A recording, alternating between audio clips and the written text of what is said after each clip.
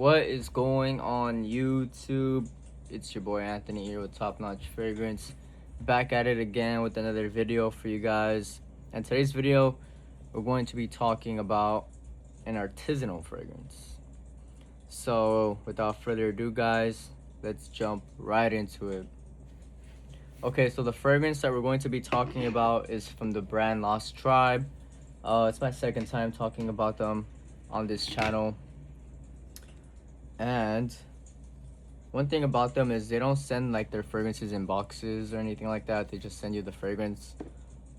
Cause you pay for the fragrance, not the packaging and all that.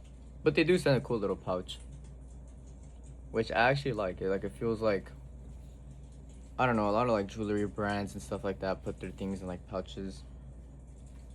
And yeah, the pouch feels like very nice and smooth. It feels like those like micro fiber cloths that they give you to clean your glasses.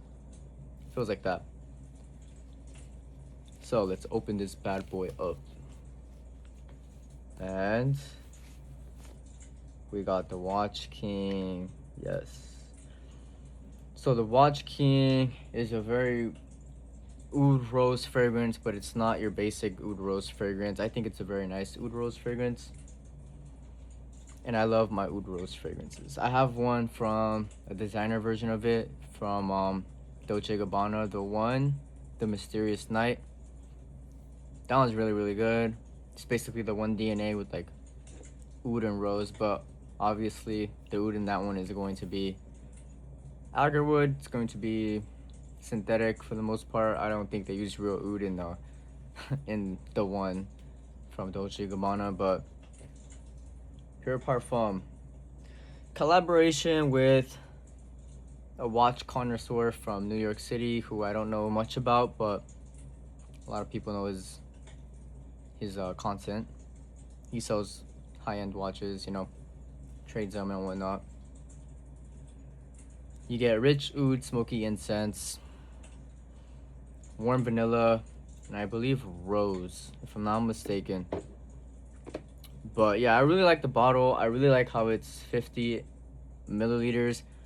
Technically, I think it's their cheapest offering in terms of what you get for per ml. So this is 50 mLs or milliliters, and they fill it up for you. And it has a good dent because I've been wearing this a lot. It's just a very easy to wear fragrance for me. Honestly, I go pretty anosmic to it, so my nose kind of like stops detecting it after like the first hour or two. But then again, I'll pick it up if I like when the wind or the breeze knocks, you know, the fragrance back into my nose. So I would say it's pretty long lasting. It lasts like basically the whole day. I believe there's also a nice leather facet to this fragrance. Yeah, it's dark, but not overly dark. You could very much still wear this fragrance. I believe you could wear this year round. Like, it has this like elegant touch to it. It's not overly like unbearably like masculine. Like it has a nice masculine edge, but the rose in here, the rose is a very nice opulent rose. Like think of like a rose that just like it's like a very red, like slightly dark red rose, and you like smell like, let's say it's like a bouquet of roses and you just put it up to your nose and you're wearing like a nice high quality leather jacket. That's kind of like what it smells like very high quality ingredients were used in this fragrance.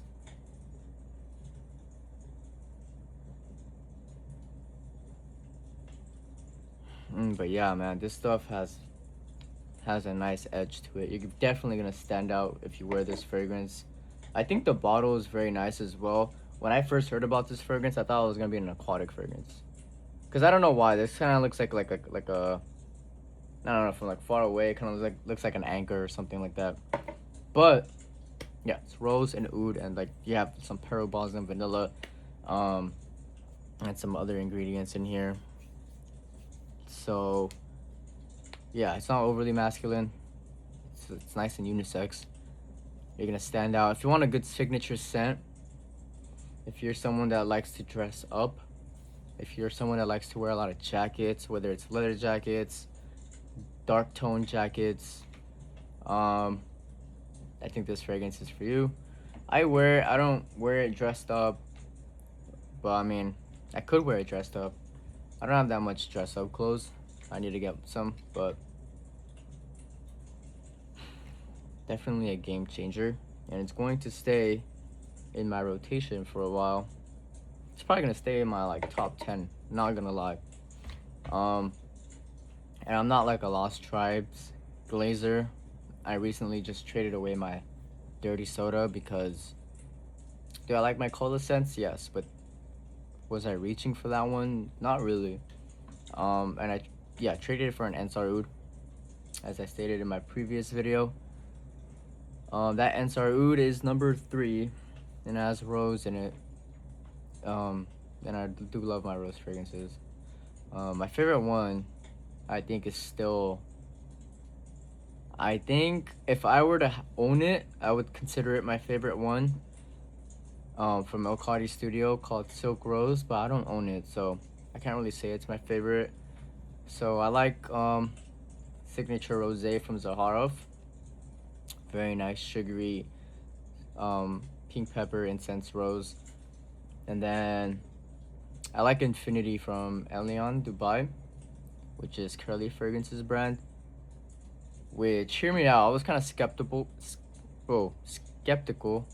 of her brand, just because like she uses the whole like sex appeal to her marketing, which, I mean, I don't really blame her, you know.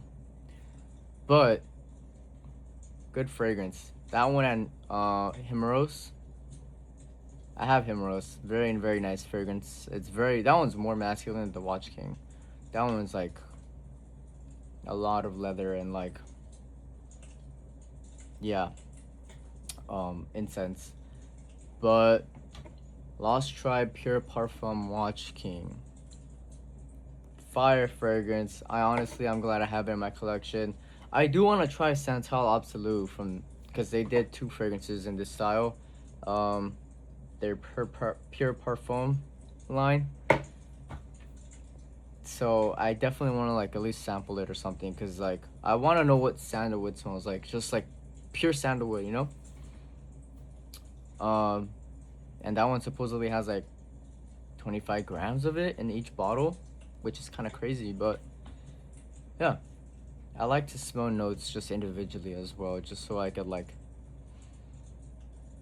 so I could get my nose used to smelling it individually, so we could pick it out in different fragrances, and I could kind of get like a more broader idea of like what's in each fragrance.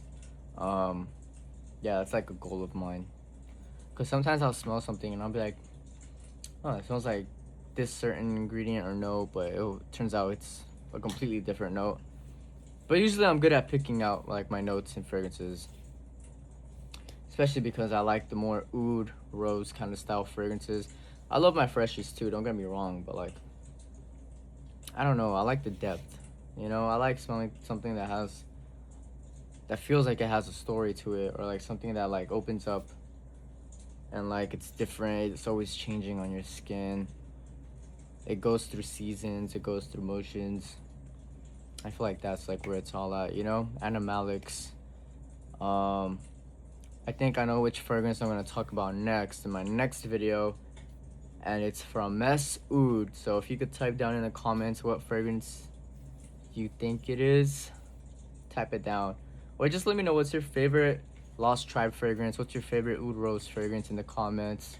And as always, guys, leave a like, make sure you comment, hit that subscribe button, help out the channel a lot, and I'll catch you guys in the next video.